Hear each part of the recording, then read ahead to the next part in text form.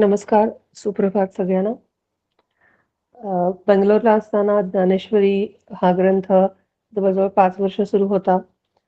कोरोनामुळं अनेक लोक ऑनलाईन जोडले गेले आणि साधारण फेब्रुवारी 2022 मध्ये सगळ्यांनी समर्थ प्रस्थानत्रयी विवेकदादांकडून ऐकण्यासाठी सांगितलं आणि त्याप्रमाणे 4 वर्षापूर्वी समर्थ प्रस्थानत्रयी सुरू झाली.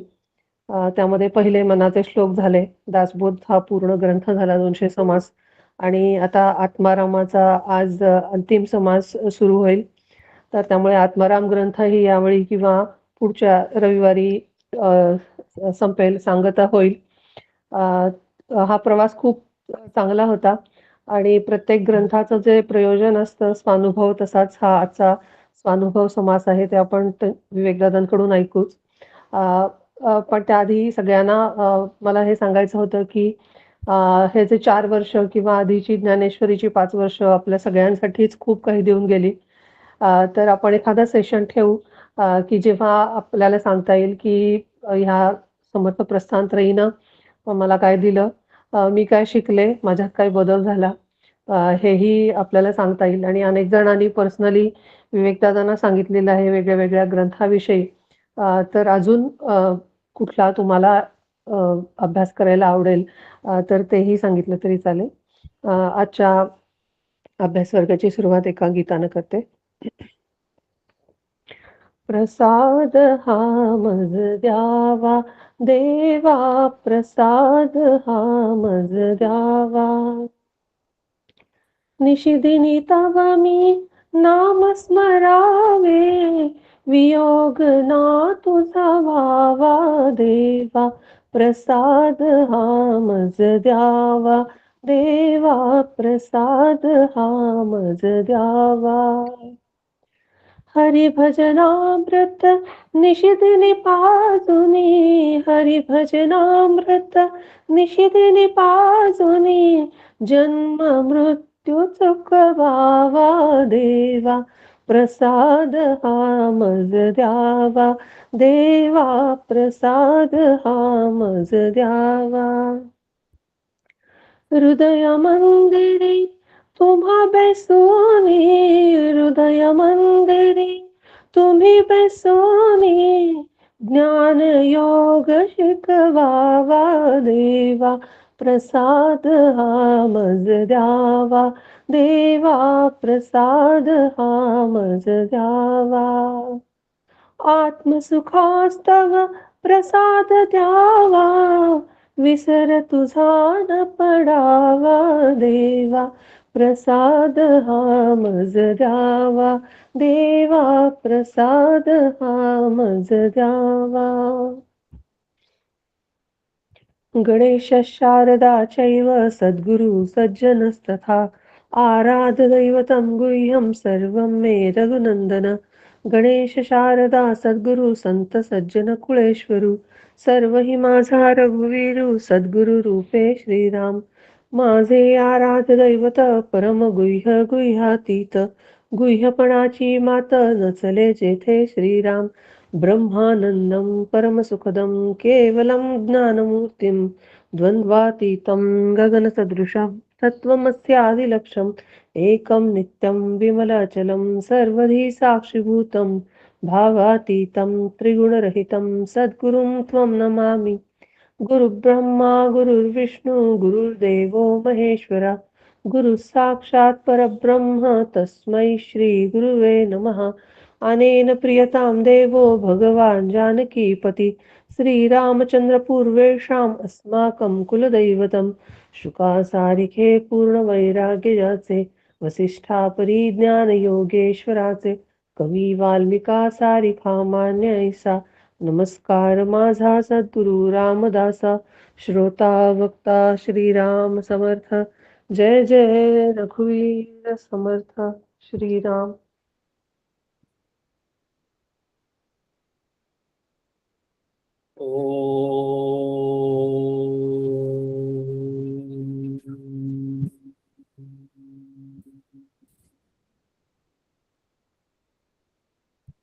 ॐ सहना भवतु सहनौ भुनक्तु सहवीर्यं कर्वावहै तेजस्विनावधीतमस्तु मा विद्विषावहै। ॐ शान्ति शान्ति शान्तिः। सदाशिवसमारम्भां शङ्कराचार्यमध्यमाम् अस्मदाचार्यपर्यन्तां वन्दे गुरुपरम्पराम्।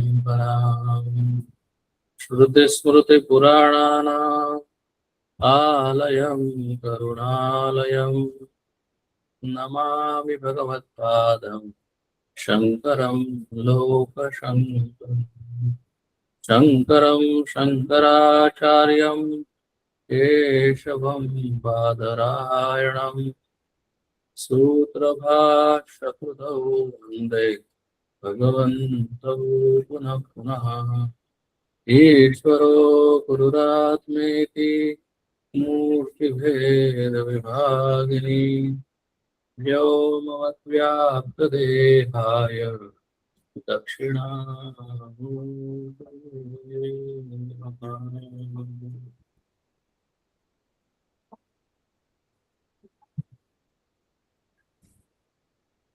आज पुरुषोत्तम मास, आज अमावस्या आहे, आज आणि उद्या. त्यामुळे आज आणि उद्या पुरुषोत्तम मास संपतोय. गेल्या एक महिनाभर पुरुषोत्तम मासानिमित्त आपण अनेक प्रकारे, वेगवेगळ्या प्रकाराने सगळ्यांनी साधना केली.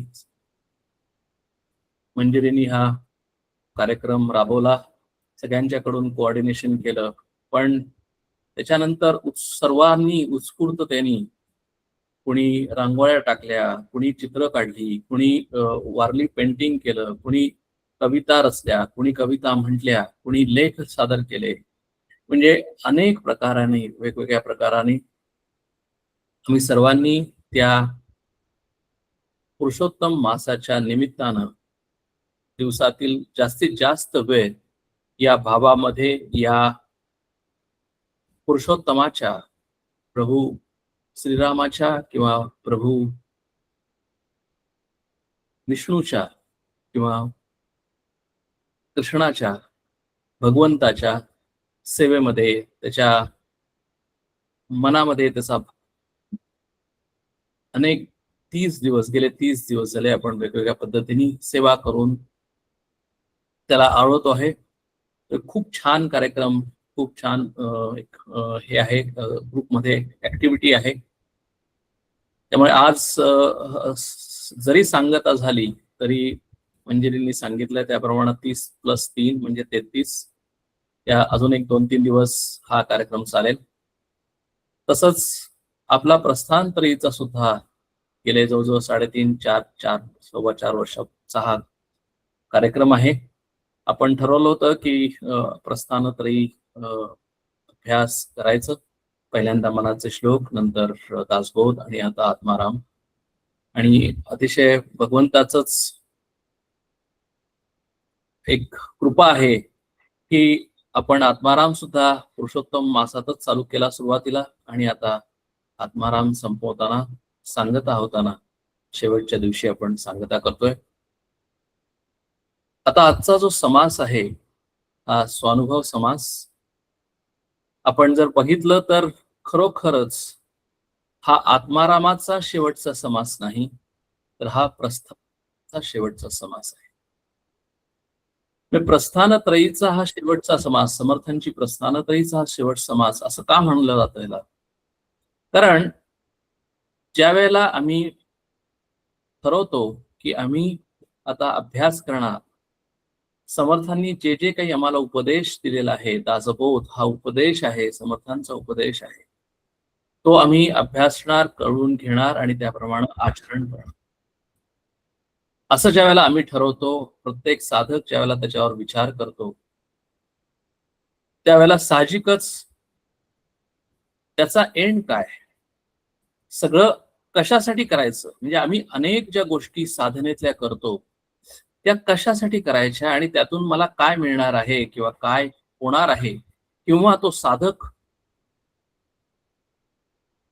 कुठल्या पातळीपर्यंत जातो किंवा तो प्रवासाचा शेवट डेस्टिनेशन आल्यानंतर जसं प्रवाशाला अतिशय छान वाटतं, समाधान वाटतं, कृतकृत्यता वाटते, तसं या प्रस्थानत्रीच्या शेवटच्या समासामध्ये शिष्य स्वतःचा अनुभव गुरुला सांगतो.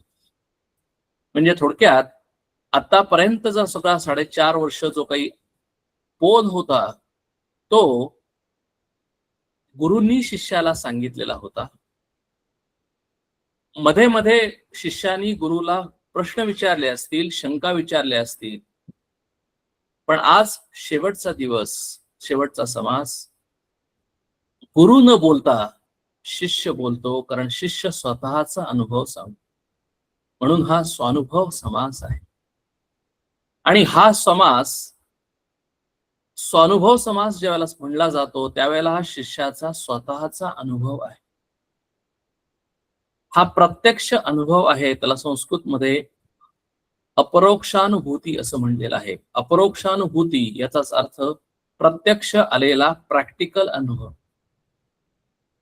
परोक्षानुभूती किंवा थेरॉटिकल अनुभव किंवा थेरॉटिकली मला समजणं किंवा थेरॉटिकली मी मनाचे श्लोक दासबोध आत्माराम समजावून घेणं ही एक भाग झाला.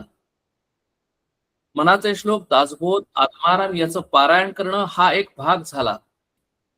परंतु हे ग्रंथ ज्या वेळेला साधक नुसतं पारायण करत नाही, नुसतं वाचत नाही, पण तो स्वतःच्याच आयुष्यामध्ये त्याचं आचरण करतो. आणि आचरण करता करता करता त्याला असं लक्षात येतं, त्याचा स्वतःचाच असा अनुभव येतो, त्याला स्वतःलाच असं समजतं की या सगळ्याचा काय फायदा झाला. मी या डेस्टिनेशनला, या प्रस्थानत्रयीच्या प्रवासाला सुरुवात केलेली होती, पण या प्रस्थानत्रयीच्या प्रवासामध्ये मला काय काय अनुभव आले, कारण हा प्रवास अतिशय खडतर आहे. हा प्रवास सोपा नाही, कारण या प्रवासामध्ये आपण बघितलं की हा प्रवास सूक्ष्म असल्यामुळे, मनाचा असल्यामुळे, शरीराने आम्ही कितीही गोष्टी केल्या, वाचेनी आम्ही कितीही गोष्टी केल्या, परंतु जोपर्यंत आमचं मन बदलत नाही, जोपर्यंत आमचं मन प्रसन्न होत नाही, जोपर्यंत आमच्या मनावर आमचा कंट्रोल येत नाही, जोपर्यंत आमचं आयुष्य बदलत नाही, जोपर्यंत प्रसंगामध्ये आम्ही शास्त्रानं सांगितल्या पद्धतीने वागत नाही, तोपर्यंत आम्हाला स्वतःचा अनुभव हा नक्की काय होतं, नक्की हे ऐकल्यानंतर, वाचल्यानंतर जो संतांना अनुभव आला, तो अनुभव काय असतो, तो इथे आपल्याला समर्थांनी किंवा समर्थांच्या शिष्यांनी किंवा आपण असं म्हणू की कल्याण स्वामींनी आम्हाला सांगितलेलं आहे. आणि मजा अशी आहे की ह्याला जर आपण पॅरलल बघितलं तर गीतेमध्ये सुद्धा अर्जुन सुरुवातीला गीतेच्या पहिल्या अध्यायामध्ये आणि नंतर दुसऱ्या अध्यायामध्ये ज्या वेळेला भगवंताला शरण जातो, त्यावेळेला गीतेचा उपदेश ज्या वेळेला भगवंत अर्जुनाला करतात, त्यावेळेला अर्जुन सुद्धा स्वतःचा अनुभव, स्वानुभव हा सगळ्यात शेवटी 18व्या अध्यायामध्ये शेवटच्या श्लोकामध्ये समारोप करताना सांगतो. नष्टो मोहः स्मृतिर्लब्ध्वा तत्प्रकाश तत्प्रसादात मयाच्युत स्थितोस्मि गतसंदेहः करिष्ये वचनं तव.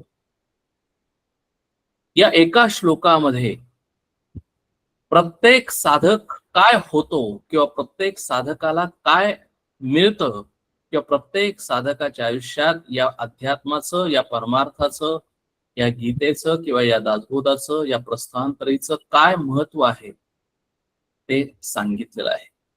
आणि मजा म्हणजे अशी आहे की जे शब्द अर्जुनाने वापरलेले आहेत, ज्या गोष्टी अर्जुनाने सांगितलेल्या आहेत, त्याच गोष्टी इथे आत्मारामामध्ये, स्वानुभवामध्ये दिलेल्या आहेत. म्हणजे याच्यातून आम्हाला ही गोष्ट कळेल की कुठलाही ग्रंथ वाचा, कुणीही गुरु असू देत, कुणीही शिष्य असू दे, कुठलाही ग्रंथ असू देत, कुठलंही शास्त्र असू देत, इथे एकच उपदेश आहे आणि इथं एकच अनुभव आहे. इथे दुसरा उपदेश नाही आणि इथे दुसरा अनुभव नाही. आणि तेच आपण आज इथे पाहणार आहोत की जर आपण जर शब्द पाहिले, पहिल्यांदा आपण अर्जुनाचे शब्द पाहू आणि नंतर मग आपण या समासाला सुरुवात करू, म्हणजे आपल्याला पण कळेल की एक्झॅक्टली स्वानुभव म्हणजे काय. अर्जुन सुद्धा म्हणतो की नष्टो मोह, माझा मोह नष्ट झाला. मोह हा संस्कृत शब्द आहे आणि त्याचा मराठीत अर्थ आहे किंवा आपल्या देवनागरी ह्याच्यामध्ये अर्थ आहे की भ्रम किंवा भ्रांती. की अर्जुन म्हणतो की माझा भ्रम किंवा माझी भ्रांती नष्ट झाली. आता माझा भ्रम नष्ट झाला याचा अर्थ काय? तर त्यासाठी आपल्याला पहिल्या अध्यायात गेलं पाहिजे की अर्जुनाचा भ्रम काय होता. आणि ज्यावेळेला आम्ही अर्जुनाचा भ्रम म्हणतो त्यावेळेला तो आमचाही भ्रम आहे हे आम्हाला लक्षात घेतलं पाहिजे, कारण अर्जुनाचा भ्रम म्हणजे आमचा भ्रम. अर्जुन म्हणतो की अरे भगवंता, की मी आता इथे युद्धाला आलेलो आहे आणि आता या युद्धामध्ये, या महायुद्धामध्ये, महाभारताच्या युद्धामध्ये माझ्या समोर माझी भावंड, माझे बंधू, माझे आप्त, माझे स्वकीय, माझे गुरु, माझे आजोबा पितामह भीष्म समोर उभे आहेत. आणि यांच्या बरोबर जर मी लढलो आणि यांची हत्या केली तर त्याचं पाप मला लागेल, म्हणून मी त्यांच्याशी लढू शकत नाही. हा माझा भ्रम नष्ट झालेला आहे. मग आता ही फॅक्ट आहे, याच्यात भ्रम कुठला? कारण पहिल्या अध्यायामध्ये ज्या वेळेला अर्जुन म्हणतो की द्रोणाचार्य माझे गुरु आहेत आणि पितामह भीष्म माझे आजोबा आहेत आणि समोर असणारे कौरव, दुर्योधन, दुःशासनादी माझे बंधू आहेत, हे सत्य आहे. आणि शेवटच्या अध्यायामध्ये तो म्हणतो की हा माझा भ्रम होता आणि तो आता नष्ट झालेला आहे. म्हणजे नक्की काय झालं हो? कारण 18व्या अध्यायामध्ये ज्या वेळेला झाल्यानंतर आणि युद्ध झाल्यानंतर सुद्धा अर्जुनाने जेव्हा युद्ध केलं त्यावेळेला अर्जुनाने आजोबा भीष्माचार्य यांचीच हत्या केली, गुरु द्रोण यांचीच हत्या केली, दुःशासन, दुर्योधन या बंधूंची हत्या त्या महाभारतामध्ये झाली. म्हणजे पहिला अध्याय आणि 18वा अध्याय याच्यामध्ये फॅक्ट मध्ये काहीही बदल झालेला नाही.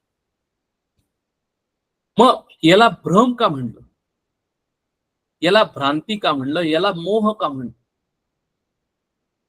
आणि तो नष्ट होणं म्हणजे काय, हा विचार आपण जर सगळ्यांनी केला आणि आम्ही आमचा विचार केला तर आपण समर्थांनी सुद्धा दासबोधामध्ये सुरुवातीच्या दशकांमध्ये हे अनेक समास सांगितलेले आहे.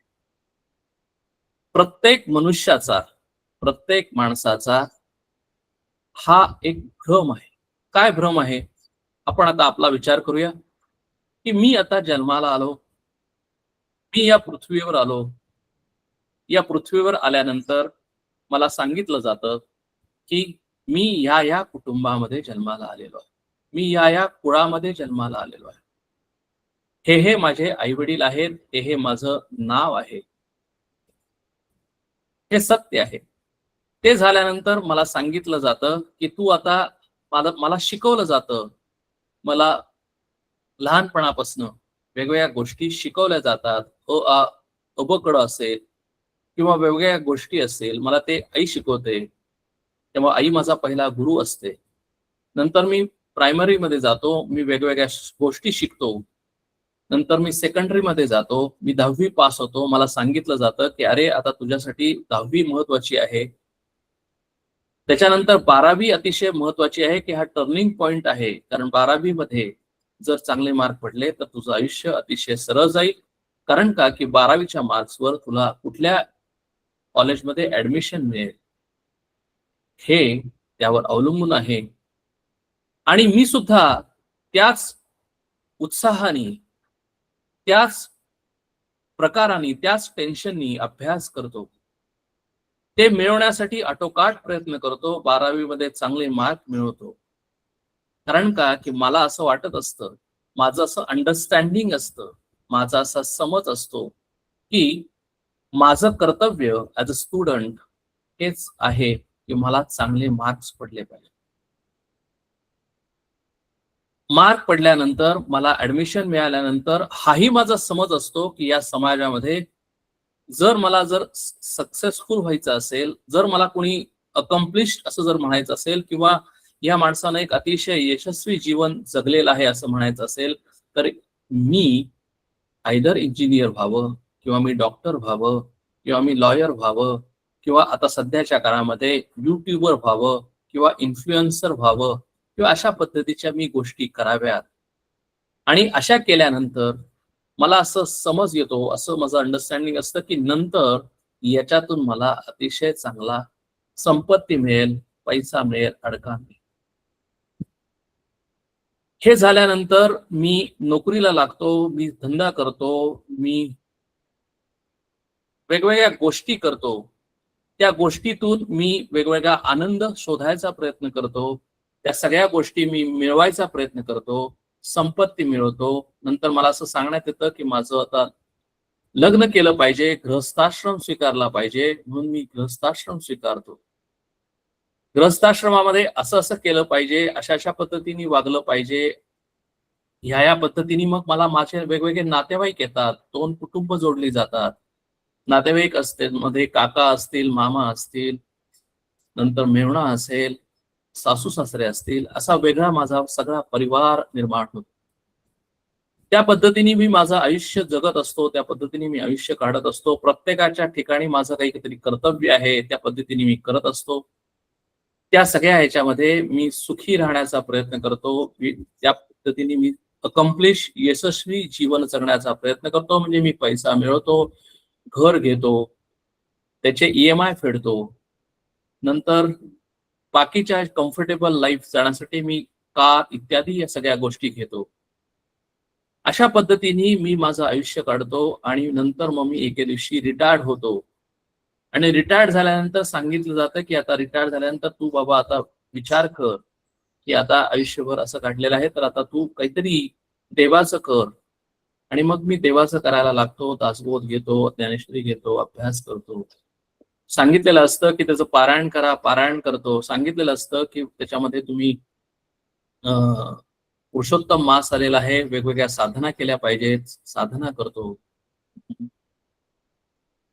सर्व काही करतो, नामस्मरण करतो, मेडिटेशन करतो, तवविधा भक्ती करतो, ज्ञान मार्गाने वागायचा प्रयत्न करतो, कर्म मार्गाने वागायचा प्रयत्न करतो, या सगळ्या गोष्टी करतो. आणि हेच बरोबर आहे, हेच सगळ्यांनी केलेलं आहे आज तागायत, सर्वांनी केलेलं आहे, तेच मी करतो आहे. तेच अर्जुनही करू पाहत होता. आणि हाच भ्रम आहे, हेच मिसअंडरस्टँडिंग आहे. कारण का की ज्या वेळेला या अशा पद्धतीने मी जीवन जगत असतो, अशा पद्धतीने मी वागत असतो, त्यावेळेला मी माझ्या मनाचा उपयोग करत असतो. त्या मनाने मी इतरांशी इंटरॅक्शन करण्याचा प्रयत्न करत असतो. मी माझ्या नातेवाईकांशी वागण्याचा प्रयत्न करत असतो. मी त्या पद्धतीने मी आयुष्यामध्ये जगत असताना नोकरी असेल, धंदा असेल, वेगवेगळ्या लोकांशी संबंध असताना मी माझ्या मनाचा उपयोग करून तशा पद्धतीने वागायचा प्रयत्न करतो. आणि अशा पद्धतीने वागत असताना कळत न कळत माझ्या मनामध्ये या सर्व गोष्टींबद्दल एक प्रेम निर्माण होत, एक ममत्व निर्माण होतं, एक माझीपणाची भावना निर्माण होते की हे माझं आहे, हे माझी संपत्ती आहे, ही संपत्ती मी मिळवलेली आहे, ही संपत्ती मी माझ्या प्रयत्नांनी मिळवलेली आहे, हे मी केलेलं आहे, हे माझे नातेवाईक आहेत, ही माझी मुलं बाळ आहेत, हे माझे आई वडील आहेत, हे माझे सासू सासरे आहेत. कळत न कळत तो प्रेम, ती आसक्ती माझ्या मनामध्ये निर्माण होते आणि मी एक कंपार्टमेंट करतो की ही माझी माणसं आणि ही दुसऱ्यांची माणसं. हे माझे आणि हे दुसऱ्याचे, म्हणजे ऑटोमॅटिकली जीवनामध्ये जगत असताना मीच एक कंपार्टमेंट उभं करतो, मीच एक माझ्याच भोवती एक वॉल उभी करतो आणि त्या पद्धतीने मी जगण्याचा प्रयत्न करतो. आणि मग त्याच्यातून सुद्धा काय होतं की काही गोष्टी मला आवडतात आणि काही गोष्टी मला आवडत नाही. काही प्रसंग मला आवडतात, काही प्रसंग मला आवडत नाहीत, काही माणसं मला आवडतात, काही माणसं मला आवडत नाहीत.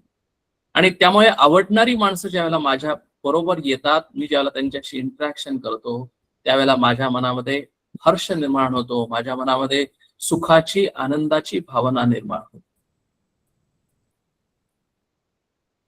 आणि ज्या वेळेला वाईट माणसं किंवा जी मला न आवडणारे प्रसंग, माणसं ज्यावेळेला माझ्या बरोबर येतात, माझ्या समोर येतात, त्यावेळेला कळत न कळत माझ्या मनामध्ये रेझिस्टन्स निर्माण होतो. मी लगेच पटकिनी माझ्या तोंडावर कंट्रोल नसल्यामुळे त्यांना काहीतरी म्हणून जातो. त्यांना काहीतरी म्हणतो, ज्यावेळेला मी इतरांना काहीतरी म्हणतो, त्यावेळेला मीच माझ्या मनावर त्याचा इम्पॅक्ट करतो आणि माझं मन मी दुःखी करतो, माझं मन मी शांत असलेलं मन अस्थिर करतो. आणि म्हणून या सगळ्याचा जो ममत्व भाव असेल किंवा याच्या अटॅचमेंट जी असेल, जी आसक्ती असेल, जे माझं आहे असं जे मला वाटतं आहे असं जे काही सगळं असेल, या सगळ्याचा इम्पॅक्ट इतका जबरदस्त माझ्याच मनावर होतो की सुरुवातीच्या काळामध्ये मला कळत नाही, पण नंतर जरी मला कळलं तरी सुद्धा मला ते सोडवता येत नाही, ते मला टाकता येत नाही. कितीही म्हणलं तरी मला आसक्ती कमी करता येत नाही. कितीही म्हणलं तरी माझं ममत्व मला कमी करता येत नाही. कितीही म्हणलं तरी त्या इच्छा, कामना, कंट्रोल मला करता येत नाही. आणि हा जो या सगळ्या ह्याच्यामध्ये जो आलेला, जो माझ्याच मनामध्ये आलेलं हे जे सगळं चाललेलं जे द्वंद्व आहे, माझ्या आयुष्यामध्ये असलेलं हे सगळं जे संदेह रूपी कॉन्फ्लिक्टिंग आयुष्य आहे, माझ्या आयुष्यामध्ये अनेक प्रश्न उभे होतात या सगळ्या जीवन जगत असताना की अरे मी जगू कसं, कशा पद्धतीने मी जगल्यानंतर मला पाहिजे आहे सुख, माझ्या आयुष्यामध्ये पाहिजे आहे आनंद, मला हवी आहे स्थिरता, परंतु कळत न कळत माझ्याच आयुष्यामध्ये अस्थिरता निर्माण होते. माझ्याच आयुष्यामध्ये कळत न कळत मी स्थिर व्हायच्या ऐवजी अस्थिर होतो. अस्थिर होतो म्हणजे काय? अस्थिर होतो याचाच अर्थ होतो की मी स्थिर बुद्धीनं कुठलेही डिसिजन घेऊ शकत नाही.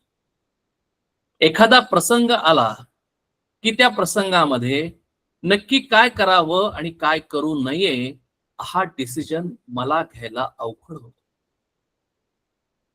मी माझ्या मनामध्ये अनेक कॉन्फ्लिक्ट निर्माण होतात की मी हे करू का ते करू, मी जर असं केलं तर ह्या माणसाला काय वाटेल आणि मी जर तसं केलं तर त्या माणसाला काय वाटेल, आणि मग या माणसाला हे वाटलं तर हा माणूस माझ्यावर रागवेल का आणि तो माणूस मला चांगलं म्हणेल का. म्हणजे थोडक्यात माझा आनंद, माझी स्थिरता, माझी शांती मी दुसऱ्याकडे देतो, दुसऱ्या माणसाकडे देतो. म्हणजे मी जीवनामध्ये जगत असताना माझा आनंद, माझी शांती, माझी स्थिरता मी स्वतः कंट्रोल करत नाही, मी स्वतःवर ठेवत नाही, तर ती मी मी सोडून इतर माणसांच्याकडे, इतर प्रसंगांच्याकडे मी बहाल करतो. म्हणजे थोडक्यात त्यांच्या तालावर मी नाचतो. आणि त्यांच्या तालावर मी नाचतो याचाच अर्थ असं झाला की मी कधीही स्थिर राहू शकत नाही. मला माझं आनंदीपण, माझं शांतपण, माझं स्थिरपण हे माझ्यावर अवलंबून नाही, तर ते इतरांवर अवलंबून आहे, प्रसंगांवर अवलंबून आहे. ही भ्रांती आहे. हा आमचा समज आणि गैरसमज आहे. आणि अशा पद्धतीने आम्ही जगत असल्यामुळे, अशा पद्धतीने आमचं आचरण असल्यामुळे, अशा पद्धतीने आम्ही आयुष्यभर काढल्यामुळे, 30, 40, 50 वर्ष काढल्यामुळे आमच्यात असलेल्या, आत असलेल्या इच्छा, कामना पूर्ण करण्यासाठी आम्ही अतिशय प्रयत्न केलेला आहे आणि त्या प्रयत्नांनी आम्ही त्या कामना, इच्छा पूर्ण केलेल्या आहेत. त्याचा आनंदही आहे. पण त्या सर्व कामना, सर्व इच्छा माझ्या पद्धतीने पूर्ण झालेल्या नाहीत. त्यामुळे माझ्या मनामध्ये समाधान नाही, तृप्तता नाही, अतृप्तता आहे, वकवक आहे, असमाधान आहे, इन्सिक्युरिटी आहे, टेन्शन आहे. आणि हे जे सगळं जे काही आहे, हे जीवनाचं स्वरूप म्हणजे भ्रम आहे, भ्रांती आहे. मग ज्या वेळेला तो म्हणतो की नष्टो मोहः, त्यावेळेला त्याचं एकच अर्जुनाचं म्हणणं आहे की आता मला जीवनाचं खरं स्वरूप कळलेलं आहे. जीवनाचं खरं स्वरूप काय आहे? तर ह्या जीवनामध्ये आता जेपर्यंत जे सगळं आपण मी बोललो ते सर्व सत्य आहे, त्यात काहीही चुकीचं नाही. मग भ्रम किंवा भ्रांती काय आहे?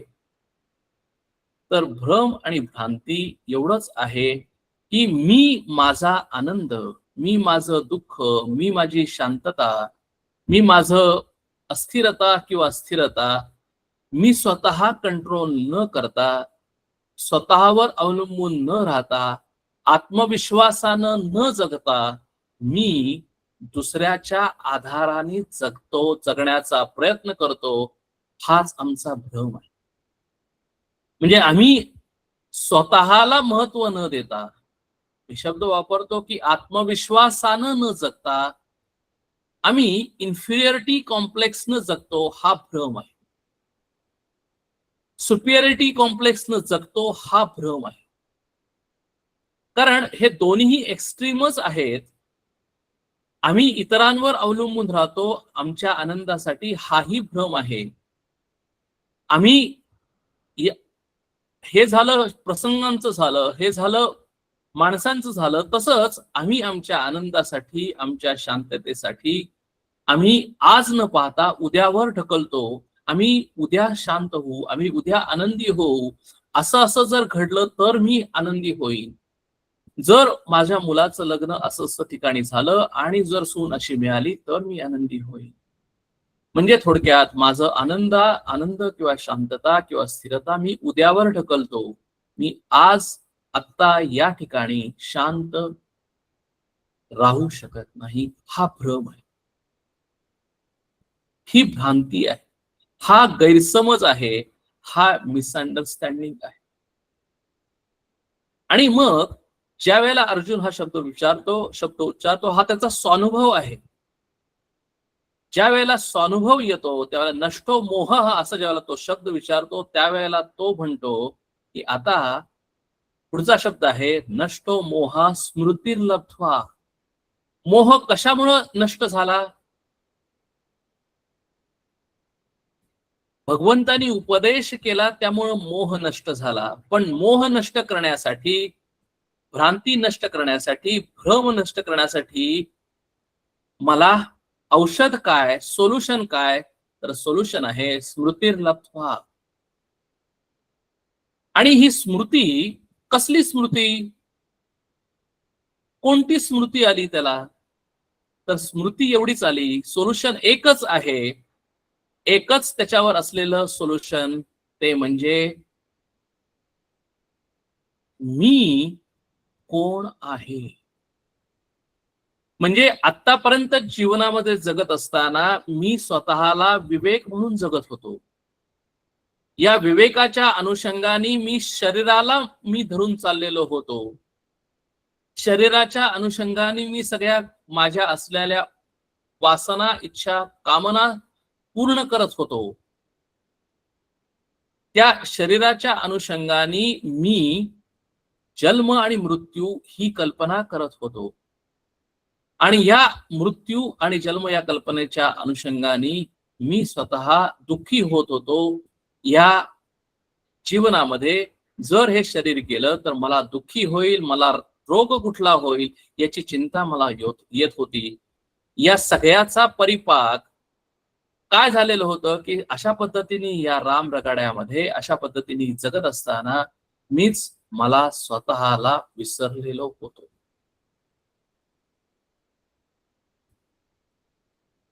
म्हणजे मी स्वतःलाच विसरलेलो होतो. तुझं आहे तुझं पाशी मग जागा चुकलाशी. माझं स्वतःचं स्वरूप खरं आहे तसंच आहे. त्यात काहीही नवीन मला सांगण्यात आलेलं नाही, काहीही नवीन घडत नाही, काहीतरी केल्यानंतर काहीही होत नाही. इथं एवढंच होत आहे की स्मृती लब्ध्वा, जे माझं स्वतःच स्वरूप आहे, जे मी स्वतःच आहे ते मला स्मरण झालं, ते मला कळलं, ते मला समजलं, ते मला हा स्वानुभव आहे. मग जर मला असं कळलं की अरे आता जे सगळे जे प्रॉब्लेम सांगितले, अस्थिरता सांगितली, दुःख सांगितलं, जीवनामध्ये येणारे सुख दुःख असतील, जीवनामध्ये येणारे टेन्शन्स असतील, जीवनामध्ये येणारे अस्थिरता असेल, जीवनामध्ये येणारे अशांतता असेल, जीवनामध्ये येणारे सर्व काही कठीण प्रसंग असतील, जीवनामध्ये येणाऱ्या ज्या एन्झायटीज असतील, या सगळ्या या तुला या शरीराच्या अनुषंगाने आलेल्या आहेत आणि तुझ्या मनामध्ये असलेल्या विचारांनी आलेल्या आहेत. आणि तू ते मनही नाहीस आणि तू हे शरीरही नाहीस. कारण शरीर आणि मन हे तू फक्त या जन्मामध्ये घेतलेलं आहेस. या शरीरामध्ये तू या फक्त जन्मामध्ये आलेला आहेस आणि हे शरीर सोडताना, हे जन्म ज्यावेळेला संपताना हे शरीर सुद्धा तू सोडून जाणार आहेस. त्यावेळेला तुझ्या बरोबर हे शरीर येणार नाही. ही स्मृती मला आली. ही स्मृती नुसती आली नाही तर ती मला पटली. नष्टो मोहा स्मृतीर लब्ध्वा, मला त्याचा लाभ झाला. मला हे शाब्दिक ज्ञान झालं नाही तर ते मला कळून आलं, ते मला समजलं, ते मला स्वतःचा अनुभव आला की अरे मी फक्त शरीर नाही. शरीर फक्त मी आता ट्रान्झॅक्शनली या काही वर्षापुरतं घेतलेलं आहे. ते मला आता मिळालेलं आहे. जणू काही मी या शरीररूपी रेंटल घरामध्ये मी काही दिवस राहतो आहे. आणि या रेंटल रूपी घरामध्ये काही दिवस राहिलेलं असल्यामुळे माझ्या आजूबाजूला जे सगळं मला जे करायला लागतं की ज्या पद्धतीने मी शिकलो, ज्या पद्धतीने मी प्रायमरी केलं, सेकंडरी केलं, ज्या पद्धतीने मला अनेक माझे नातेवाईक सगळे जमा झाले, अशा पद्धतीने मी सगळी संपत्ती मिळवली, अशा पद्धतीने मी सगळ्याशी ट्रान्झॅक्शन करत गेलो, अशा पद्धतीने मी अकम्प्लिशमेंट किंवा यशस्वी जीवन करायचा प्रयत्न केला. हे सगळं फक्त काय आहे? हे फक्त या जन्मापुरतं आहे, या जीवनापुरतं आहे. हे बरोबर माझ्या येणार नाही. आणि ज्या वेळेला मला हे कळतं की हे माझ्या बरोबर येणार नाही, मग त्यावेळेला त्या सर्व काही प्रसंगांमध्ये, त्या सर्व काही माणसांबद्दल, त्या सर्व माझ्या स्वतःच्या शरीराबद्दल माझ्या मनामध्ये एक वैराग्य निर्माण होतं. कारण का की नष्टो मोह स्मृतीर लब्ध्वा याच्यासाठी मध्ये काहीतरी होतं आणि ते म्हणजे वैराग्य आहे. वैराग्य याचाच अर्थ आहे की जशा गोष्टी घडतात तशा मी ऍक्सेप्ट करतो. आता फरक काय पडलाय माणसामध्ये? स्वानुभव काय आहे की तोच अर्जुन पूर्वी म्हणत होता की मी माझ्या आजोबांना मारणार आहे, मी माझ्या गुरूंना मारणार आहे, मी माझ्या बांधवांना मारणार आहे, मी युद्धात विजयी होईन किंवा मी युद्धामध्ये मरण पावेन. त्यामुळे माझ्या मनामध्ये एन्झायटी निर्माण झालेली आहे. ज्या वेळेला नष्टो मोहा स्मृतिर्लब्ध्वा, अशा वेळेला ज्यावेळेला तो म्हणतो त्यावेळेला काय त्याचं रिअलायझेशन आहे, त्याचा समज काय आहे, त्याच्या मनामध्ये काय बदल झालेला आहे, काय स्वानुभव आहे, सत्य काय बदललेलं आहे? सत्य काहीही बदललेलं नाही. फक्त काय झालं, तो फक्त त्याचं जीवन गेले 20 वर्ष, 30 वर्ष, 40 वर्ष, 50 वर्ष, 60 वर्ष एवढंच फक्त पाहत होता. आणि तेच माझं आयुष्य आहे. अतिशय संकुचित असलेलं आयुष्य तो पाहत होता आणि त्यामुळे त्याच्यामध्ये तो गुंतून पडल्यामुळे, अटॅच राहिल्यामुळे एक विशाल मन त्याच्याकडं नव्हतं. ते विशाल मन त्याला मिळालं. कसं मिळालं? स्मृतिर्लब्ध्वा. तिने काय केलं? स्वतःच्याच आयुष्याकडे पाहायला सुरुवात केली आणि त्याला लक्षात आलं की अरे माझे अनेक जन्म झालेले आहेत, मी अनेक गोष्टी केलेल्या आहेत, मी अनेक नातेवाईक त्या जन्मामध्ये घेतलेले आहेत, माझ्या जीवनामध्ये अनेक माता पिता आलेले आहेत, माझ्याच जीवनामध्ये अनेक प्रसंग आलेले आहेत, चांगले वाईट प्रसंग आलेले आहेत आणि मी अनेक शरीर घेऊन याच जीवनामध्ये, याच पृथ्वीमध्ये येरझारा घालत आहे. जन्म मृत्यू, जन्म मृत्यू, जन्म मृत्यू. वेगवेगळ्या कामना निर्माण करतो, त्या कामना पूर्ण करण्यासाठी शरीर निर्माण करतो, शरीर निर्माण केल्यानंतर, त्या कामना पूर्ण केल्यानंतर त्या उपभोगतो, उपभोगल्यानंतर मी म्हणतो की मी करतो, त्यामुळे माझा अभिमान जागृत होतो. अशा पद्धतीने जन्मानुजन्म माझं चाललेलं आहे. ही स्मृती मला लक्षात येते आणि ती स्मृती करण्यासाठी मला एक विजन लागते. म्हणजे थोडक्यात जर मी आता जर माझ्या घरात इथे जर बसलेलो असेल, तर जर आजूबाजूला पाहिलं तर मला फार फार तर एक 100 मीटर आजूबाजूचा परिसर दिसेल. पण जर माझी बुद्धी किंवा माझी विजन विशाल करायची असेल तर मला काय केलं पाहिजे? थोडंसं वरती गेलं पाहिजे, पहिल्या मजल्यावर गेलं पाहिजे, दुसऱ्या मजल्यावर गेलं पाहिजे, टेरेसवर गेलं पाहिजे. ज्यावेळेला मी टेरेसवर जातो त्यावेळेला 100 मीटरच्या ऐवजी मला आता 500 मीटरचा परिसर दिसायला लागतो. म्हणजेच माझी विजन रुंदावते, माझी विजन मोठी होते, मला अजून जास्त दिसायला लागतं, अजून जास्त कळायला लागतं, अजून जास्त समजायला लागतं, माझं अंडरस्टँडिंग वाढायला लागतं. मला रिअलायझेशन होतं की अरे माझं घर किती लहान आहे, मी किती लहान घरामध्ये राहतो. म्हणजे थोडक्यात काय झालं की जसा जसा मी वरती जातो, जसा जसा मी टेरेसवर जातो, जसं जसं मी पर्वतीवर मोठ्या टेकडीवर जातो, जसं जसं मी मोठ्या हिमालयावर जातो, एव्हरेस्टवर जातो, तसं तसं माझी विजन ही मोठी मोठी होत जाते, विशाल होत जाते, अकोमोडेट करायला लागते. आजही मला करायला लागतं की मी किती संकुचित वृत्तीनं, किती छोट्या वृत्तीनं, जसा फ्रॉग इन द वेल असं म्हणलेलं असतं की जसा तो बेडूक म्हणत असतो की माझं हे फक्त त्या विहिरी इतकंच मर्यादित आहे आणि विहीर हेच माझं सर्वस्व आहे, विहीर हेच माझं आयुष्य आहे, विहीर हेच माझं युनिव्हर्स आहे, हेच माझं ब्रह्मांड आहे, असं त्याला वाटतं. तसं माझं झालेलं होतं. ज्या वेळेला मी उपदेश ऐकतो, ज्या वेळेला मी विचार करतो, त्याप्रमाणे वागायचा प्रयत्न करतो, त्यावेळेला काय होतं? तर स्मृतिर्लब्ध्वा. म्हणजेच मला स्मृती येते की अरे मी कोण आहे? मी विजन मोठी झाल्यामुळे मला असं लक्षात येतं की माझं खरं स्वरूप काय आहे. ज्या वेळेला असं माझं लक्षात येतं की अरे विवेक हे माझं स्वरूप नाही, हे फक्त गेल्या 55 वर्षातलंच माझं स्वरूप आहे. जर मी माझं स्वतःचं स्वरूप गेल्या 10,000 वर्षात, 20,000 वर्षाचं पाहतो, त्यावेळेला मला असं लक्षात येतं की विवेक यासारखे माझी अनेक नावं होऊन गेलेली आहेत.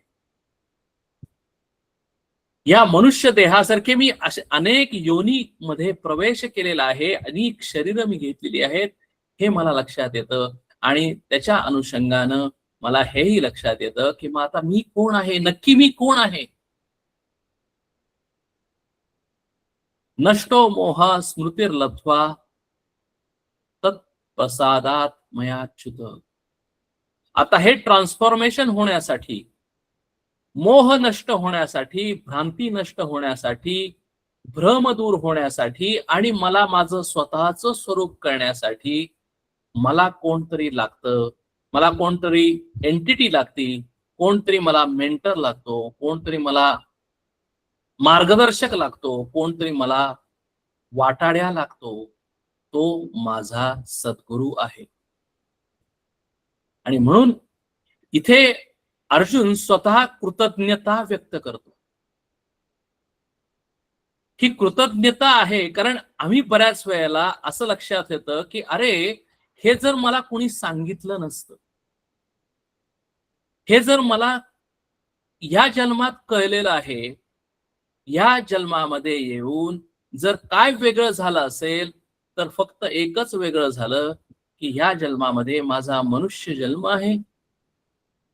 म्हणजे मनुष्य जन्म हा एक अतिशय महत्वाचा जन्म आहे. त्यासाठी मी त्या परमेश्वराची कृपा असणे आवश्यक आहे. कारण परमेश्वराची कृपा असल्याशिवाय मला मनुष्य जन्म मिळत नाही. म्हणून पुरुषोत्तमाबद्दल, त्या परमेश्वराबद्दल माझ्या मनामध्ये अतिशय कृतज्ञता निर्माण होते. हा त्या साधकाचा, हा त्या अर्जुनाचा स्वानुभव आहे.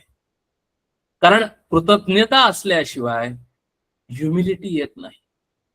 आणि जोपर्यंत ह्युमिलिटी नाही, कृतज्ञता नाही, तोपर्यंत आम्हाला स्वानुभव येणं कदापिही शक्य नाही. फक्त आम्हाला शब्द कळतील, फक्त आम्ही त्याच्यावर प्रवचन देऊ शकू, परंतु आम्हाला त्याचा अनुभव येणं शक्य नाही. आणि म्हणून नष्टो मोह स्मृतिर्लब्ध्वा तत्प्रसादात मयाच्युत. की अरे अच्युता, तुझ्या प्रसादामुळे मला हे मिळालेलं आहे. हा तिसरा भाव अर्जुनानं या तिसऱ्या पदामध्ये व्यक्त केलेला आहे. की अरे मला स्मृती आली. स्मृती सहजासहजी येत नाही. सहजासहजी येत असती तर मी अनेक जन्म घातलेच नसते. कुठल्या तरी जन्मामध्ये अशी स्मृती आली असती, पण तसं झालेलं नाही. ज्या अर्थी तसं झालेलं नाही, त्या अर्थी या जन्मामध्ये स्मृती मला करवून देणारा कोणतरी आहे, तो उपदेश देणारा मला लाभलेला आहे, तो तू आहेस. म्हणून 3 गोष्टी माणसाच्या आयुष्यात, साधकाच्या आयुष्यामध्ये स्वानुभवासाठी अतिशय महत्वाच्या आहेत. ते त्याला, साधकाला कळतं की मला स्वानुभव काय येत नाही. मी हे सगळे शब्द ऐकलेले आहेत, अनेक वर्ष ऐकतो आहे, परंतु माझ्या मनामध्ये काहीही फरक पडत नाही, माझ्या आचरणामध्ये काहीही फरक पडत नाही आणि मला ती भ्रांती दूर होत नाही. भ्रांती दूर येणं म्हणजे काय ते आपण 4थ्या पदामध्ये पाहणार आहे. आणि म्हणून ते येण्यासाठी मला सद्गुरूंची मदत आहे. म्हणून इथं मयाच्युत, अर्जुनाने अच्युताला सद्गुरू केलेला आहे. आणि सद्गुरूकडे ज्यावेळेला आम्ही जातो त्यावेळेला कधीही आम्ही वरती तोंड करून त्याच्याशी बोलू शकत नाही. सद्गुरूशी आम्ही बरोबरी करू शकत नाही. सद्गुरूला आम्ही मला ते आत्मज्ञान किंवा उपदेश तू कर अशी ऑर्डर सोडू शकत नाही.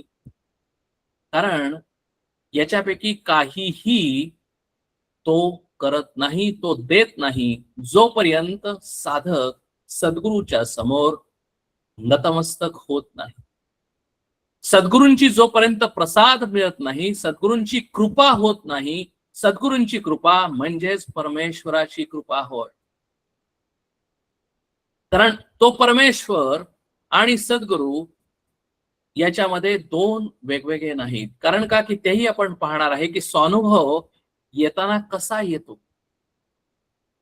हा सद्गुरू आहे आणि मी शिष्य आहे आणि मी सद्गुरूंकडनं उपदेश घेतो आहे, असा जोपर्यंत माझा समज, अंडरस्टँडिंग आहे, तोपर्यंत माझा स्वानुभव एवढा एकच आहे की मी शिष्य आहे आणि तो गुरु आहे, तो माझा स्वामी आहे, मी त्याचा शिष्य आहे, तो मला उपदेश करतोय, मी उपदेश ऐकणार आहे, याच लिमिट पर्यंत माझा स्वानुभव राहतो. म्हणून जोपर्यंत त्या शिष्याच्या, त्या साधकाच्या मनामध्ये सद्गुरूंच्या विषयी अपार प्रेम, अपार कृतज्ञता जोपर्यंत येत नाही, तोपर्यंत गुरु आणि शिष्य यांच्यामध्ये ट्रान्झॅक्शनच होत नाही. गुरु कृपा प्रसादच देऊ शकत नाही, परमेश्वर कृपा प्रसादच देऊ शकत नाही. हा साधकाच्या आत असलेला भाव आहे. आणि हेही तितकंच खरं आहे की जोपर्यंत साधकाच्या मनामध्ये मी साधक आहे आणि बाकीचे सगळे साधक आहेत, असा भाव जोपर्यंत असतो तोपर्यंत सुद्धा परमेश्वर कृपा करत नाही. कारण याचा अर्थ अजूनही मला शास्त्र कळलेलं नाही, अजूनही मला स्मृती आलेली नाही, कारण अजूनही मी माझ्यामध्ये भिन्नता आहे, मी भिन्न आहे, बाकीचे सगळे साधक भिन्न आहेत, मी ह्या जगामध्ये वेगळा आहे आणि मी त्या जगामध्ये जगतो. जोपर्यंत असा माझा भ्रम समज आहे, जोपर्यंत माझ्या मनामध्ये आचरण असं आहे, तोपर्यंत सद्गुरु किंवा परमेश्वर कृपा करू शकत नाहीत. कितीही जरी त्यांना वाटलं, कितीही जरी सद्गुरूंना, कितीही परमेश्वराला जरी वाटलं, तरीही ती कृपा आमच्यावर होऊ शकत नाही. याचं कारण आहे की गुरुमध्ये प्रॉब्लेम नाही. याचा अर्थ असा नाही की परमेश्वरामध्ये प्रॉब्लेम नाही, प्रॉब्लेम आमच्या मनामध्ये आहे. आणि म्हणून आम्ही कशा पद्धतीने साधना करतो, कुठली साधना का करतो आणि साधना केल्यानंतर काय होणार आहे, हे त्या शिष्याचं कर्तृत्व आहे. म्हणून याच्या सगळ्या प्रोसेसमध्ये शिष्याचं कर्तृत्व सगळ्यात जास्त मोठं आहे की तो कशा पद्धतीने साधना करतो, कशा पद्धतीने साधना केल्यानंतर किती मन लावून साधना करतो, कशी समजून उमजून साधना करतो, की साधना केल्यानंतर माझं काय चेंज होणार आहे, की नक्की काय होणार आहे हे समजून घेऊन ती साधना करतो. हे त्या साधकाचं कर्तृत्व आहे. आणि जोपर्यंत आम्ही आमच्या मनाला फसवतो, आम्ही जोपर्यंत म्हणतो एक आणि करतो एक, तोपर्यंत आमच्यावर कधीही परमेश्वर कृपा करत नाही. कारण कृपा करणं म्हणजे काय, ते चौथ्या ह्याच्यामध्ये दिलेलं आहे.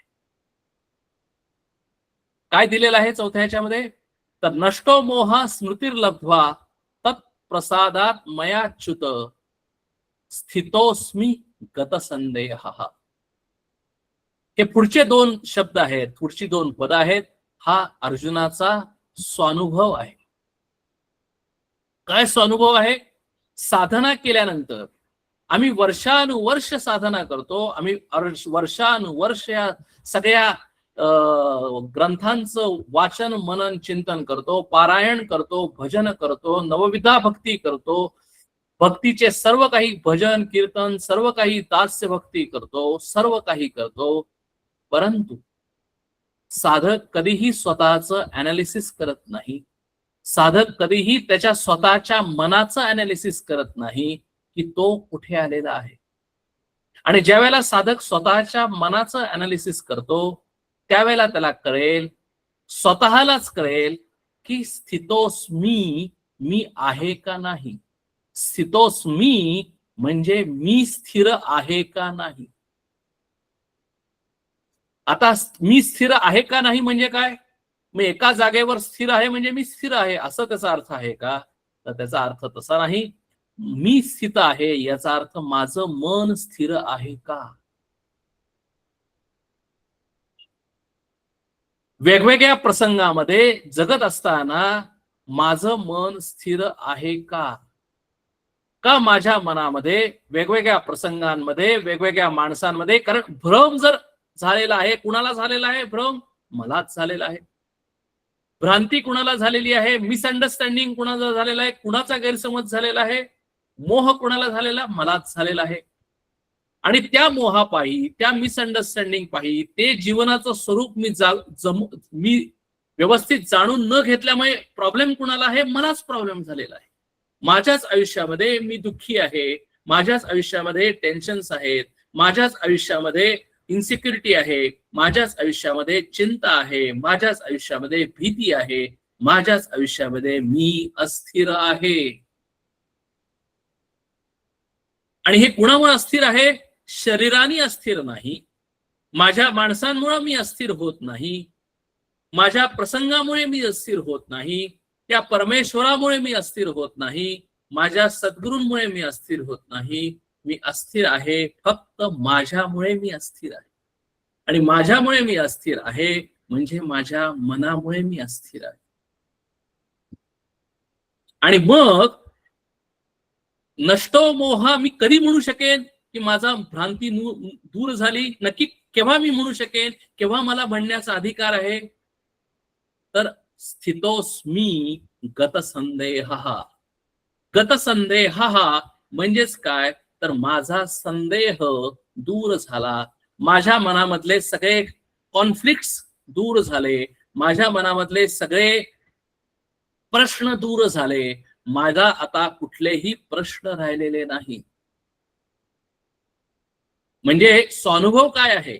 स्वानुभव जर भ्रांती जर मला जर नष्ट करायची असेल, माझं आयुष्याबद्दल असलेला, माझ्या माणसांबद्दल असलेल्या, या जगाबद्दल असलेला, या परमेश्वराबद्दल असलेला, या गुरुबद्दल असलेला जो काही गैरसमज झालेला आहे, तो जर दूर व्हायचा असेल आणि जर मी माझ्या मनामध्ये सर्व काही जे प्रश्न आहेत, डाऊट्स आहेत, ते जर मला जर दूर झालेले आहेत का नाही, हे पाहण्याचं कर्तव्य, हे पाहण्याचं अनालिसिस, हे करण्याचं काम हे या साधकाचं आहे.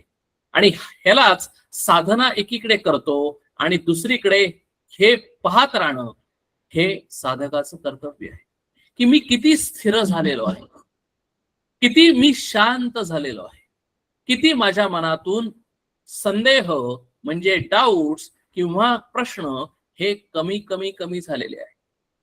म्हणजे थोडक्यात काय की आता माझ्या मनामध्ये ज्या वेळेला कुठलेही प्रश्न नाही, म्हणजे काय, आता माझ्या मनामध्ये माझ्याबद्दलही प्रश्न नाही. माझ्याबद्दल काय प्रश्न नाहीत? मी कुठून जन्माला आलो, मी असा का वागतो, मी असं, मला हे असं का घडलं नाही, मला हे मिळवायचं होतं ते माझ्या आयुष्यात का मिळालं नाही, मी असा रागीट का आहे, मी कुठून आलो, मी कशा पद्धतीने वागतोय, मी आता साधना करून कुठं जाणार आहे, मी साधना करतोय ती बरोबर करतोय का, माझे सद्गुरू श्रेष्ठ आहेत का, सद्गुरूंनी साधना दिलेली बरोबर आहे का, या सगळे जे प्रश्न आहेत, हे सगळे प्रश्न माझे ज्या वेळेला सुटते त्याच वेळेला मी म्हणतो की मला आता कुठलेही संदेह नाहीत, कुठलेही डाऊट्स नाहीत. म्हणजे काय, माय माइंड हॅज 100% क्लॅरिटी.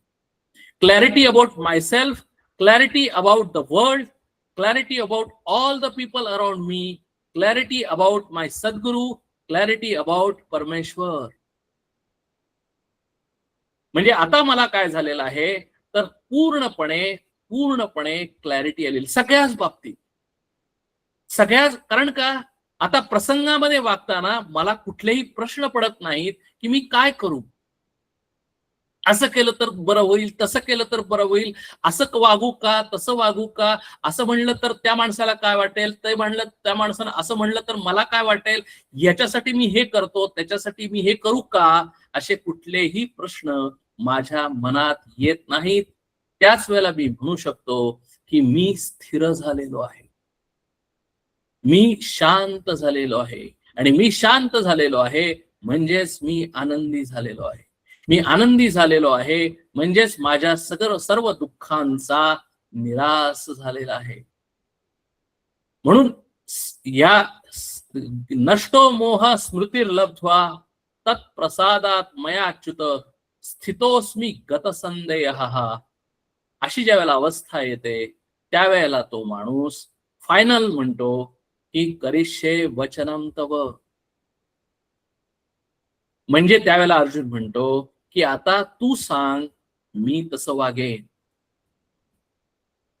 ही भावना, हे मनाचं असलेलं रिअलायझेशन, हे मनाचं असलेलं अंडरस्टँडिंग त्यावेळेला निर्माण झालेलं आहे की ज्या वेळेला मला सेल्फ रिअलायझेशन झालेलं आहे की आता पूर्वी जगत असताना मी माझ्या अभिमानाने जगत होतो, मी करत होतो, माझ्यामुळे सर्व काही होत होतं, हे ममत्व होतं. माझं माझ्याबद्दल असलेलं ममत्व, माझं जगाबद्दल असलेलं ममत्व, माझं सर्वांबद्दल असलेलं ममत्व होतं. माझं कर्तृत्व होतं. माझ्या कर्तृत्वानं मी भोगत होतो आणि त्या भोगातून मी आनंद मिळवत होतो. आता काय होतं? आता त्या माणसाचा पूर्णपणे अहंकार, अभिमान गळून पडतो.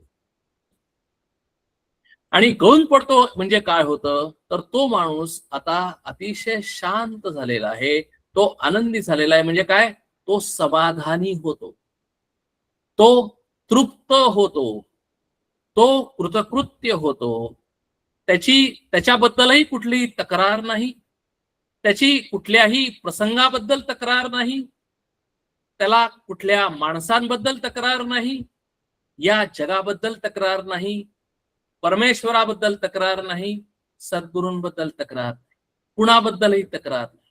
कोणतीही तक्रार नाही. पर कुठली गोष्ट पाहिजे, मला हे आवडतं, मला हे आवडत नाही, ही भाषा नाही. No likes, no dislikes. बर मला या इच्छा आहेत, मला या कामना आहेत, मला हे अकम्प्लिश करायचं आहे, ही भाषा नाही. कारण त्याला जे काही मिळवायचं आहे ते त्यानं मिळवलेलं आहे आणि ते मिळवल्यानंतर त्याला असं लक्षात आलेलं आहे की अरे आता मला मिळवायचं काहीच राहिलं नाही. त्याची बुद्धी, त्याचं मन, त्याचं अंतःकरण इतकं विशाल होतं की आता या जगामध्ये येऊन काहीही मिळवण्याचं काही शिल्लकच राहिलेलं नाही किंवा सर्व काही मिळालेलं आहे. त्यामुळे तो तृप्त होतो, समाधानी होतो, कृतकृत्य होतो.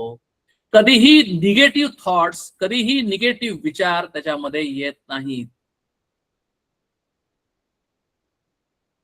आणि असा तो होणं, असा ते घडणं म्हणजे त्या अध्यात्माची, त्याच्या परमार्थाची फायनल स्टेज होय. हे घडणं, हे त्याला अनुभव येणं, हे त्याचा प्रवासाची इतिकर्तव्यता होय. म्हणजे त्या ठिकाणी त्याचा साधना संपते, त्याचा प्रवास संपतो, तो डेस्टिनेशनला मिळतो.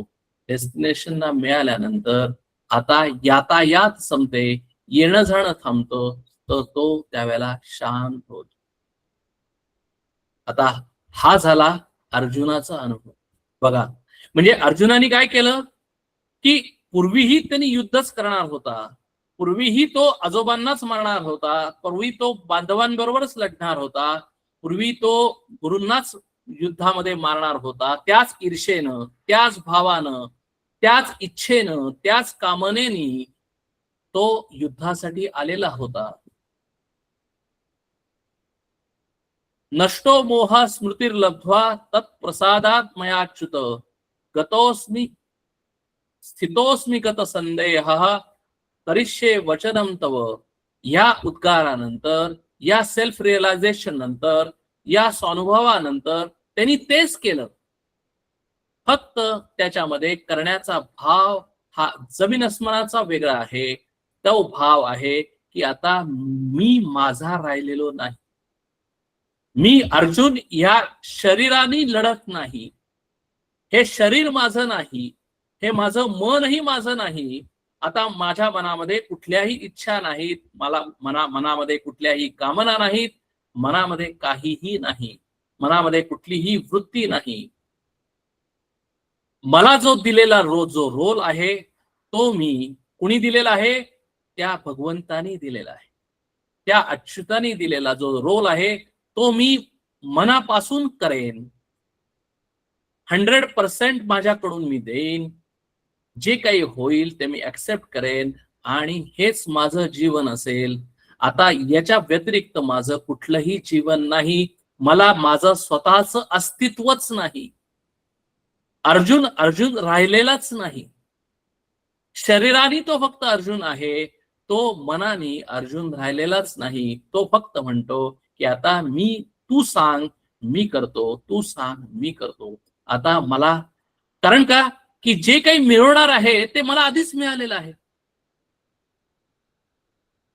जी काही शांतता होती, जी काही आनंद होता, ते मला आधीच मिळालेलं आहे. जी काही अस्थिरता होती माझ्या आयुष्यातली ती पूर्णपणे गेलेली आहे. स्थितोस्मी अशी माझी अवस्था झालेली आहे. हा माझा अनुभव आहे. हा अनुभव तो स्वतः सांगतोय. हा अनुभव दुसरा कुणीही सांगू शकत नाही.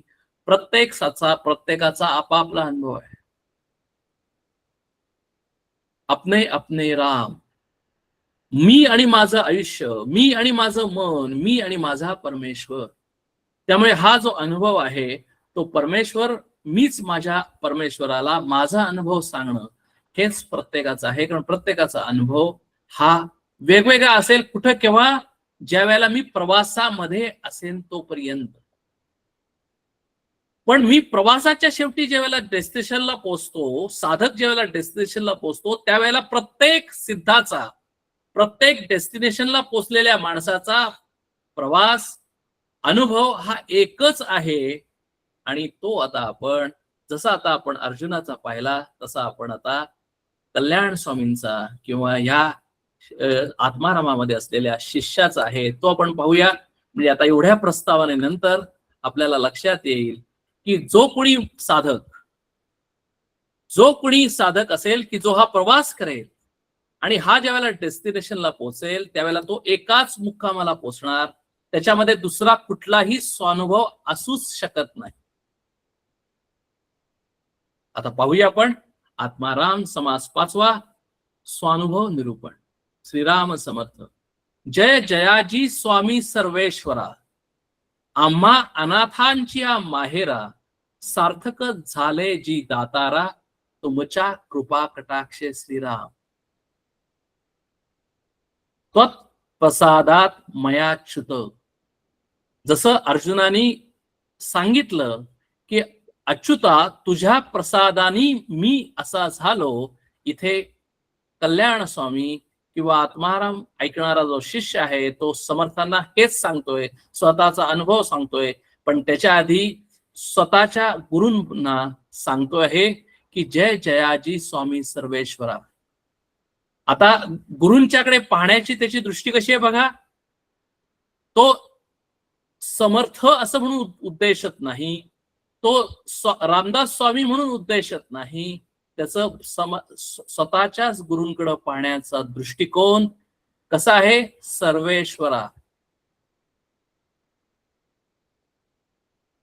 सर्वेश्वरा म्हणजेच सर्व, सगळीकडे भरलेला ईश्वर जो आहे, सर्व काही ईश्वर आहे असा असणारा तो सद्गुरु की जो माझ्या समोर आहे तो सर्वेश्वरा आहे. म्हणून माऊलींनी सुद्धा ज्ञानेश्वरी बद्दल शेवट करताना पसायदानामध्ये आता विश्वात्मके देवे, तो देव जो आहे विश्वात्मक देव हा कोण आहे. हा विश्वात्मक देव म्हणजे माझे सद्गुरु आहे सर्वेश्वरा. म्हणून इथे तो प्रसादात मयाच्युत, अतिशय प्रेम, अतिशय कृतज्ञता कुणाबद्दल. सद्गुरूंबद्दल, म्हणजेच त्या सर्वेश्वराबद्दल, म्हणजेच त्या परमेश्वराबद्दल. का तर आम्हा अनाथाची माहेरा.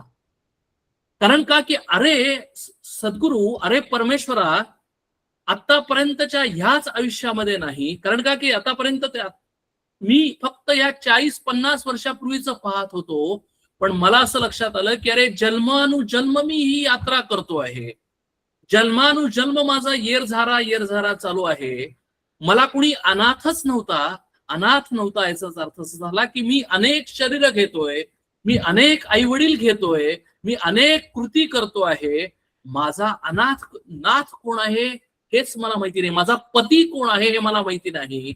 आणि आज मला कळलं की तू माझा पती आहेस, तू माझा नाथ आहेस, तूच माझे आई वडील आहेस, तूच माझा बंधू, माझा सखा, माझा सर्व काही तू आहेस. म्हणूनच आम्हा अनाथांची माहेरा. म्हणून हे शब्द नाहीत, हा भाव आहे. म्हणून तो म्हणतो की आम्हा अनाथांची माहेरा. अरे मी अनाथ होतो आणि मला तुझ्या मुळे मी सनाथ झालेलो आहे.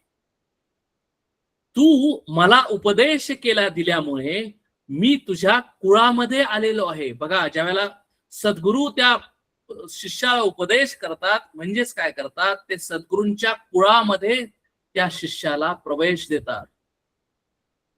म्हणून सद्गुरूंच्या कुळामध्ये प्रवेश देतात याचाच अर्थ असा झाला की आता सद्गुरू राहत नाहीत, कारण सद्गुरू नुसते एकटे शरीर नाहीत, त्यांच्या पाठीमागे त्यांची स्वतःची परंपरा असते.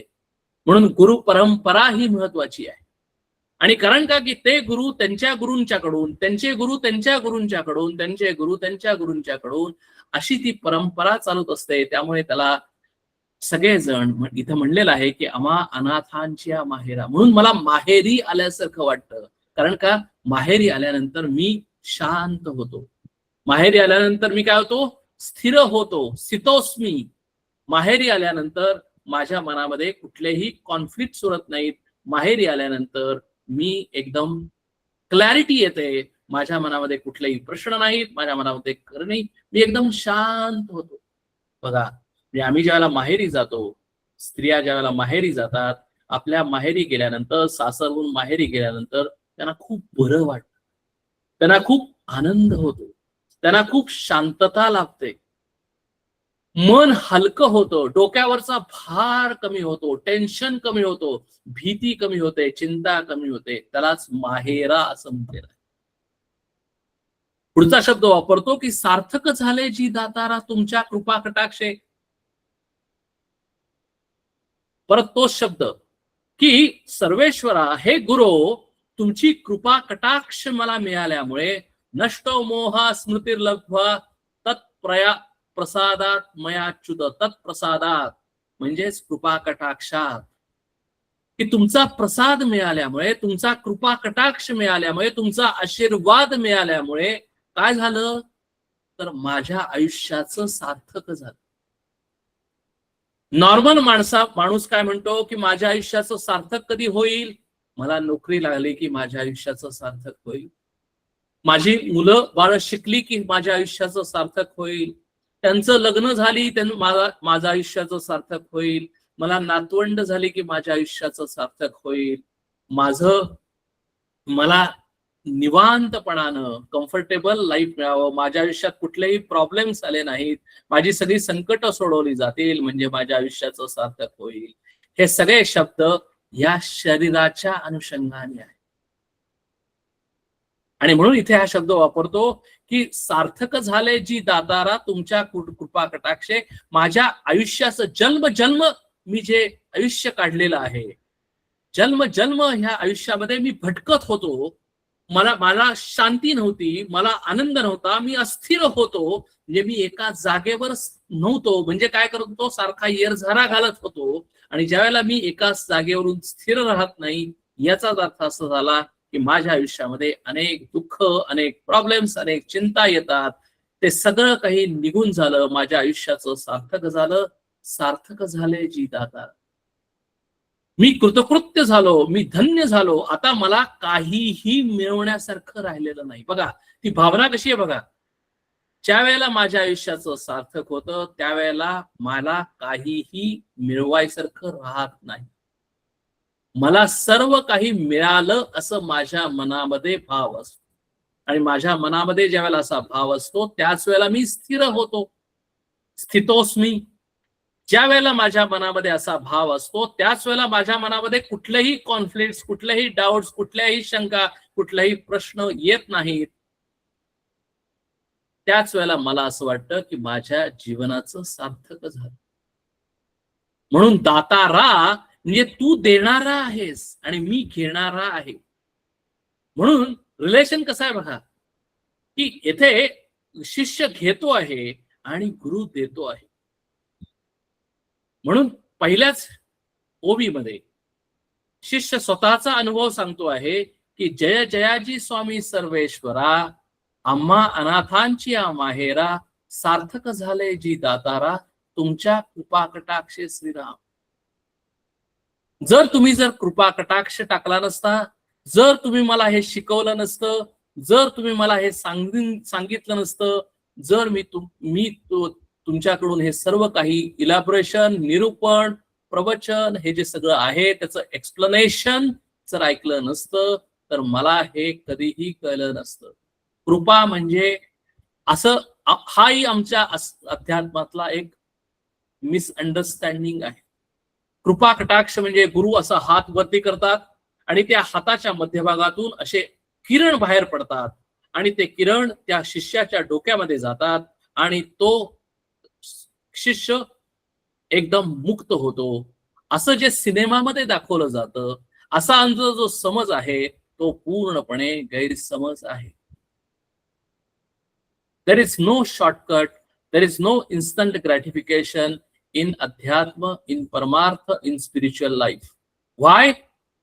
Because of our own mind. कारण मन जे आहे, अंतःकरण जे आहे हे प्रत्येक साधकाचं वेगवेगळं आहे. मी काय या आयुष्यामध्ये जे काही अंतःकरण मी घेऊन आलेलो आहे ते प्रत्येक साधकाचं वेगवेगळं आहे. म्हणून गुरु सुद्धा कितीही महान गुरु असेल, अहो नवे प्रत्यक्ष परब्रह्म परमात्मा श्रीकृष्ण तिथं होते आणि जर परब्रह्म परमात्मा श्रीकृष्णाला जर युद्ध जर टाळायचं असतं तर त्यांनी काय केलं असतं? फक्त धृतराष्ट्राच्या डोक्यावर हात ठेवला असता, दुर्योधनाच्या डोक्यावर हात ठेवला असता, कर्णाच्या डोक्यावर हात ठेवला असता आणि त्यांना आशीर्वाद देऊन, कृपा कटाक्ष देऊन त्यांना बदलवलं असतं आणि त्यांना युद्ध टाळलं गेलं असतं.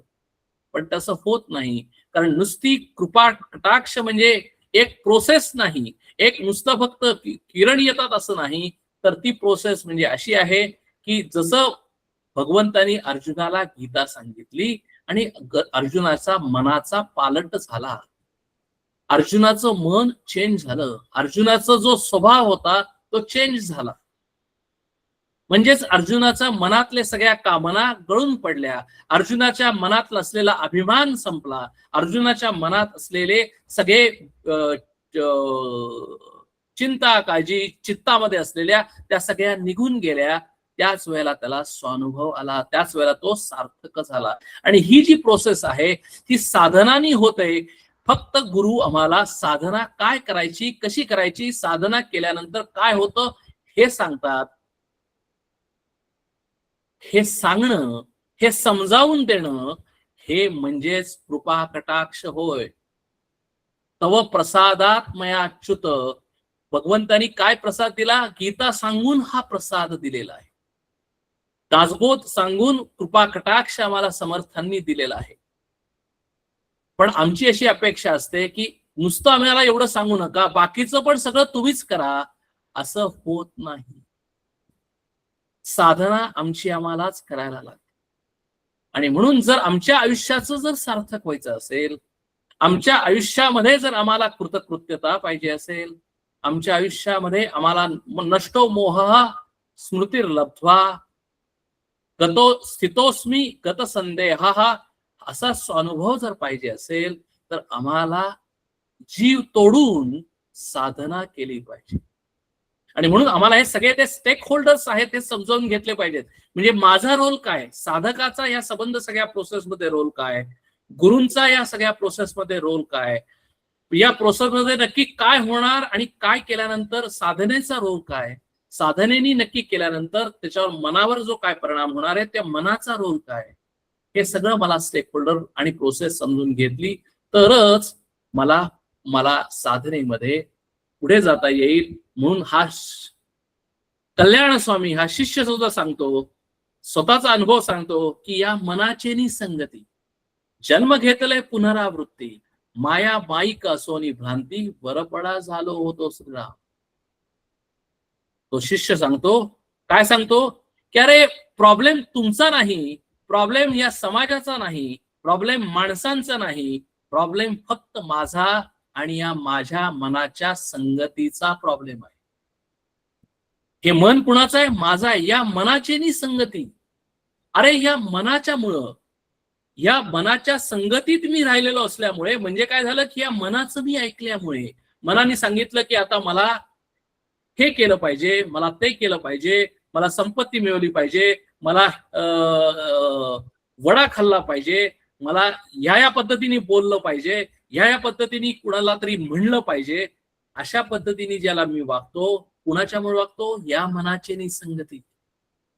कारण मनामध्ये जे जे काही आहे त्या मनाच्या संगतीनं मी वागतो आणि हाच माझा भ्रम आहे की मी मनाला महत्व दिलेलं आहे आणि मी कशामुळे मी वागतो हे मला माहिती नाही, हा माझी क्लॅरिटी नाही, हा माझा भ्रम आहे. आणि म्हणून काय झालं? जन्म घेतलंय पुनरावृत्ती. अरे मी पुनरावृत्ती म्हणजे पुन्हा पुन्हा पुन्हा पुन्हा पुन्हा पुन्हा जन्म घेतलेले आहे. जन्म घेतले, त्या जन्मामध्ये शरीर घेतलं, त्या शरीराच्या अनुषंगानं ज्या काही कामना होत्या त्या पूर्ण करण्याचा प्रयत्न केला.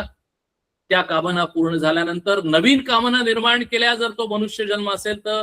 आणि नवीन कामना पूर्ण केल्यानंतर, त्या नवीन कामना आल्यानंतर त्या जर पूर्ण झाल्या नाहीत तर मी ते शरीर सोडलं आणि परत हे मन घेऊन गेलो. परत मी सूक्ष्म शरीर घेऊन गेलो आणि त्या सूक्ष्म शरीरामध्ये अजून वासना कामना सगळ्या असल्यामुळे मी परत जन्म घेतला, परत शरीर घेतलं. कारण भोगणं हे शरीराशिवाय होत नाही आणि म्हणून मला वेगवेगळे जन्म घ्यायला लागतात, म्हणून मला वेगवेगळे शरीर घ्यायला लागतात. म्हणून जन्म मृत्यू जन्म मृत्यू जन्म मृत्यू ही पुनरावृत्ती होते. म्हणजेच काय होतं? माया माईका सोनी भ्रांती, वरपडा झालो होतो श्रीराम. म्हणजे मी माझ्या मनाच्या संगतीनं, आणि मन म्हणजेच माया आहे. म्हणून आपण माया हे निरूपण हे आत्माराम ग्रंथामध्ये आपण एक सेपरेट पाहिलेलं आहे की माया म्हणजेच मन आहे. आणि ही भ्रांती, हे मिसअंडरस्टँडिंग, हा मोह कुठे होतो?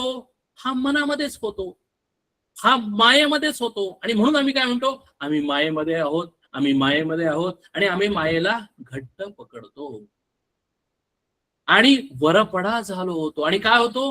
होरपळून निघतो. मला काहीही समजत नाही, फक्त मी त्याप्रमाणे वागत जातो. कारण का? की मला कुणीही काहीही सांगितलं नव्हतं, म्हणून मी भ्रांतीमध्ये अडकून पडतो.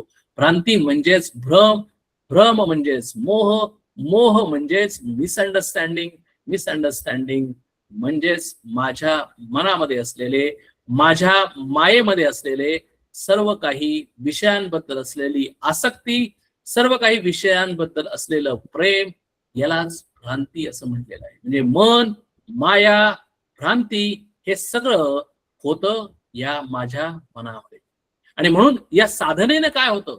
साधनेनं आम्ही फक्त साधना म्हणजे काय करतो? आम्ही साधना म्हणजे आम्ही असं म्हणतो की आम्ही रांगोळ्या काढतो. साधना म्हणजे आम्ही म्हणतो की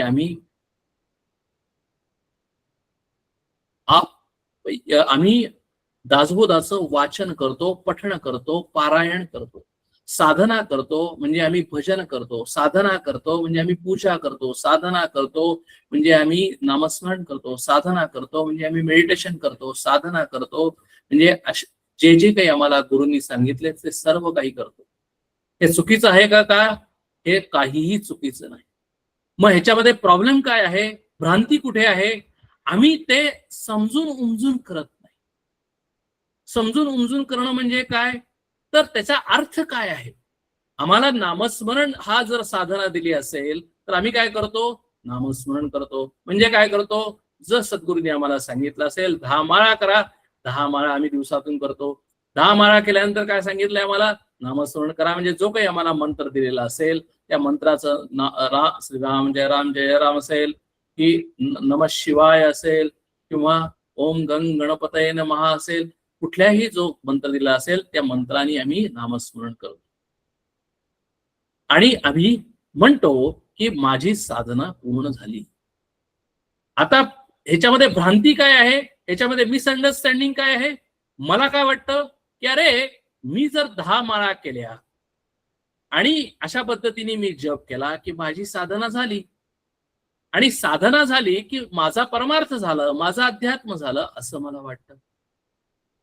आणि म्हणून मग आम्हाला सांगितलं जातं की अधिकस्य अधिकम फलम, म्हणून आम्हाला सांगितलं की अजून जास्त साधना करा, अजून जास्त साधना करा. आणि अजून आम्ही काय करतो? क्वांटिटीवर भर देतो. मग भ्रांती कुठे आहे, मिसअंडरस्टँडिंग कुठे आहे, गैरसमज कुठे आहे? इथे क्वांटिटी महत्वाची नाही, क्वालिटी महत्वाची आहे. आणि मग क्वालिटी म्हणजे काय? तर त्या कारण काय की मी कशासाठी करतोय हे जर समजावून घेतलं तर नामस्मरण ही साधना, मेडिटेशन ही साधना माझं मन स्थिर व्हावं यासाठी दिलेली आहे.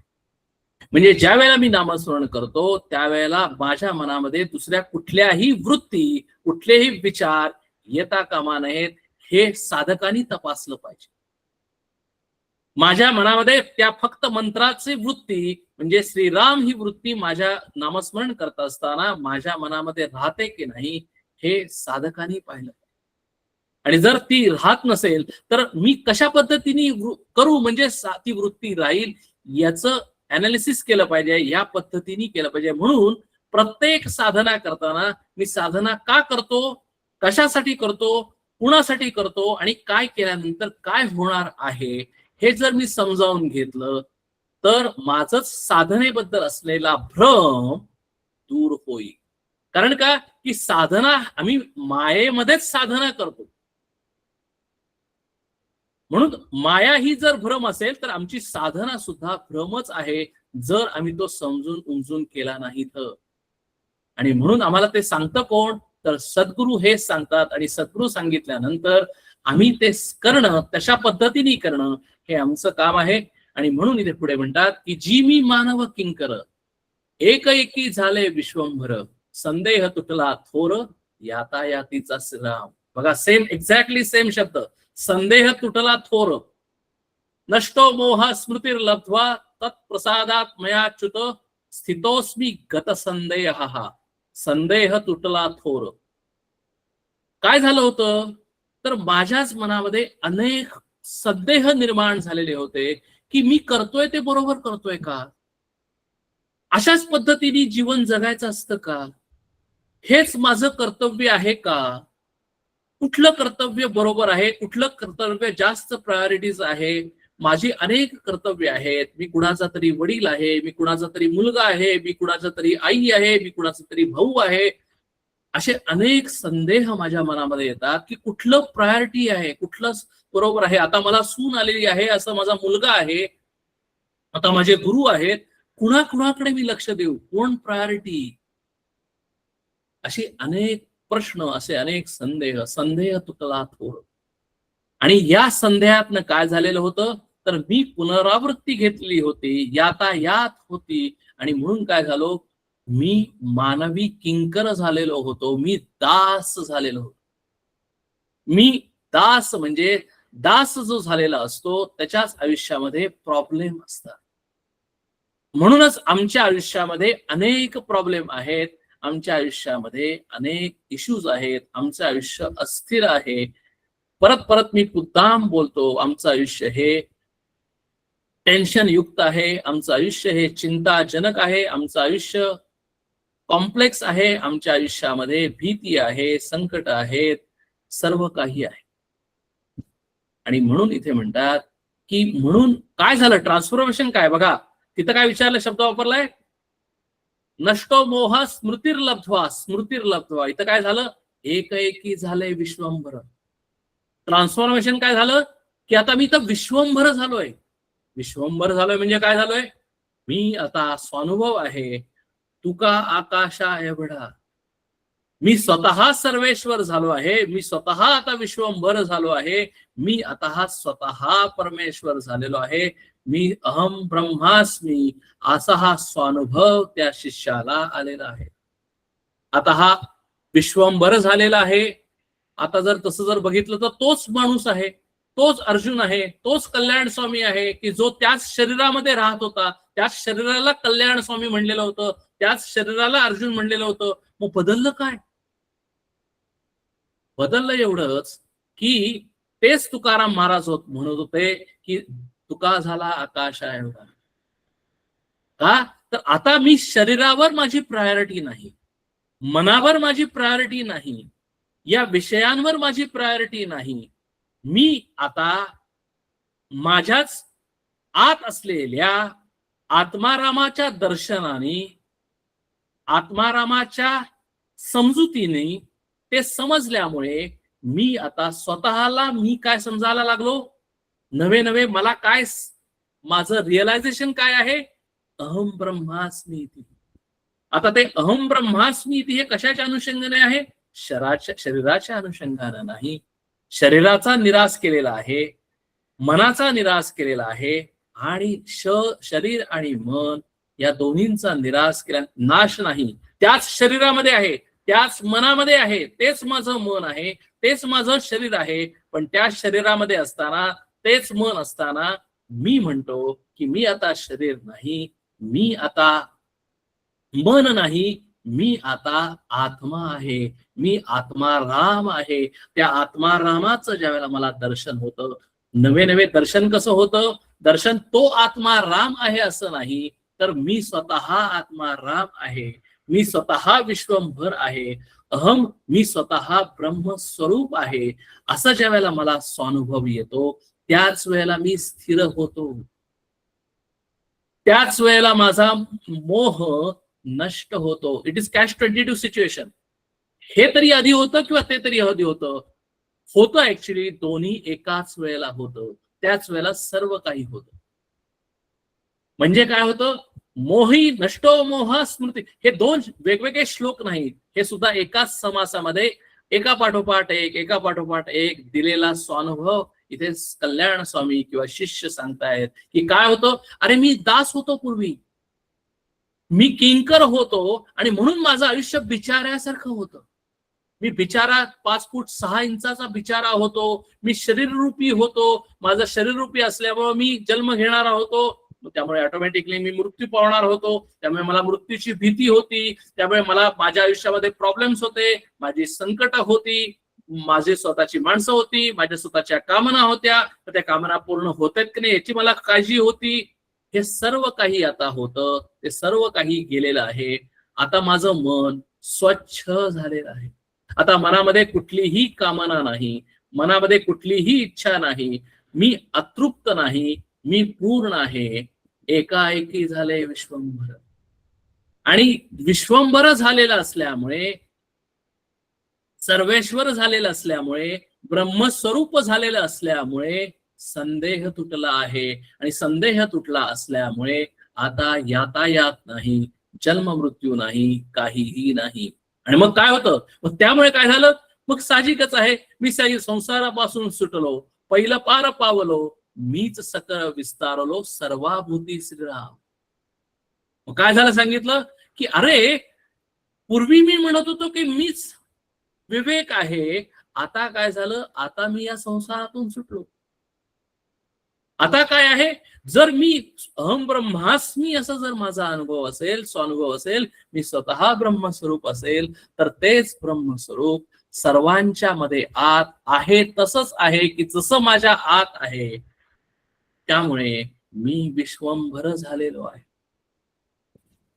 त्यामुळे आता मला कुणाविषयी तक्रार नाही, माझ्याविषयी तक्रार नाही, माझ्या आजूबाजूला असलेल्या कुठल्याही भूताबद्दलही तक्रार नाही, मला माझी या संकटांबद्दल तक्रार नाही, माणसांबद्दल तक्रार नाही, परमेश्वराबद्दल तक्रार नाही. परमेश्वराला आता काय तक्रार करणार, परमेश्वराला आता काय मागणार, कारण जे काही आहे ते परमेश्वरानं माझ्या सद्गुरूंनी मला ऑलरेडी दिलेलं आहे. आता मागण्यासारखं काही नाही, कारण मी सर्वाभूती असल्यामुळे, मी सर्वेश्वर असल्यामुळे, माझ्यामध्ये आता काहीही मला मिळवायचं राहिलं नसल्यामुळे, मी कृतकृत्य झालेलं असल्यामुळे, मी तृप्त झालेलं असल्यामुळे, मी त्या आनंदामध्ये, आत्मानंदामध्ये तृप्त आहे.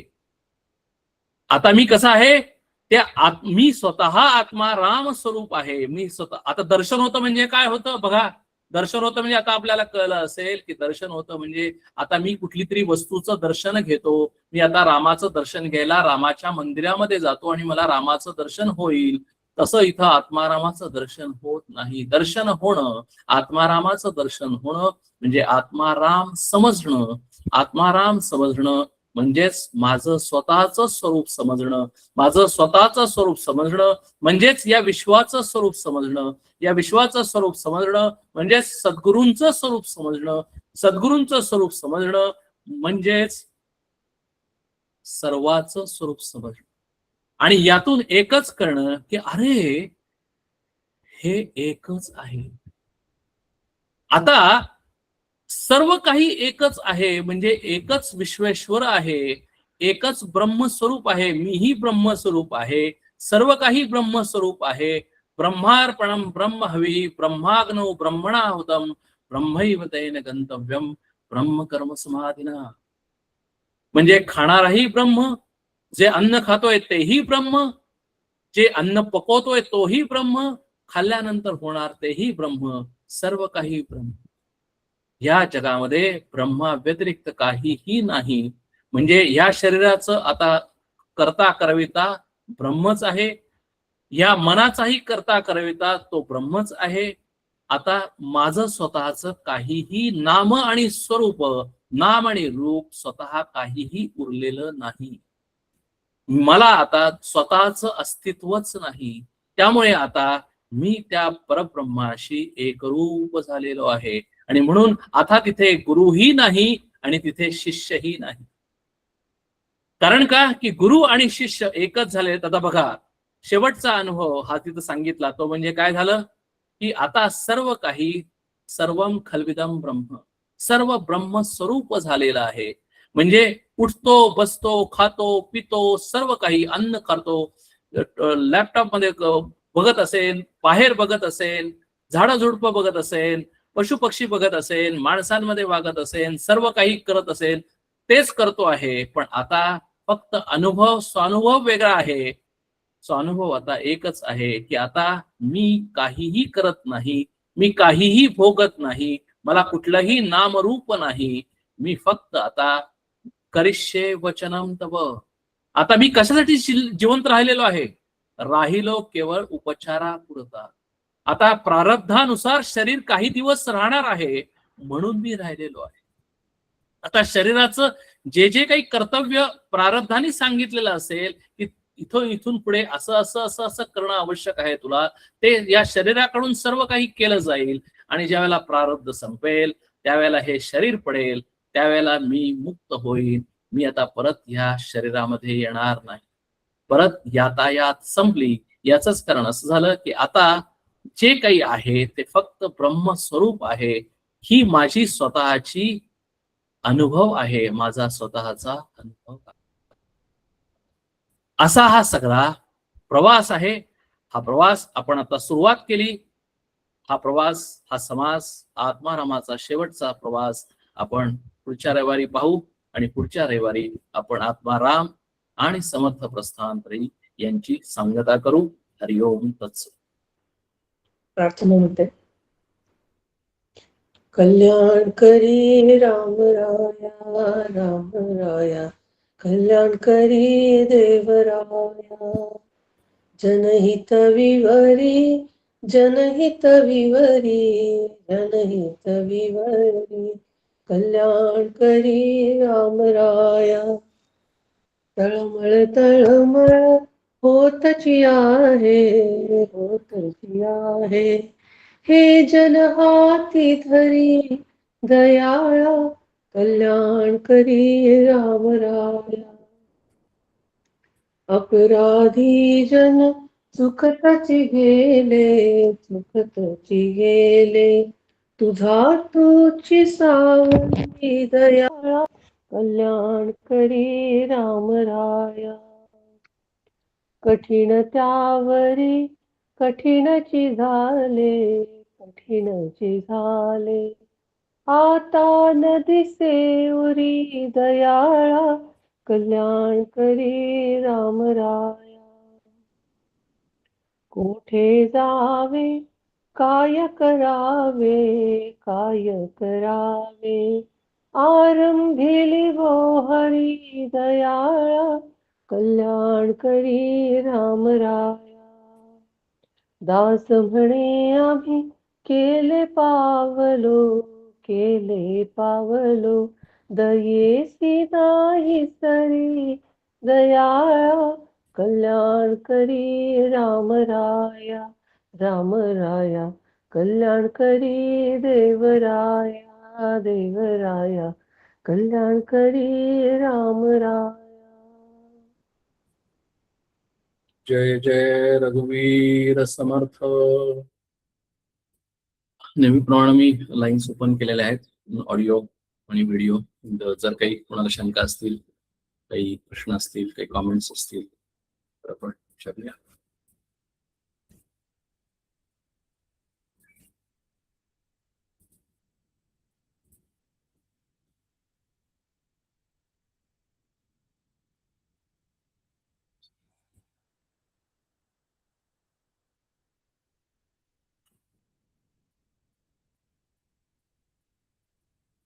ठीक आहे, आपण सेशन क्लोज करूया आणि then पुढच्या रविवारी आपण आत्माराम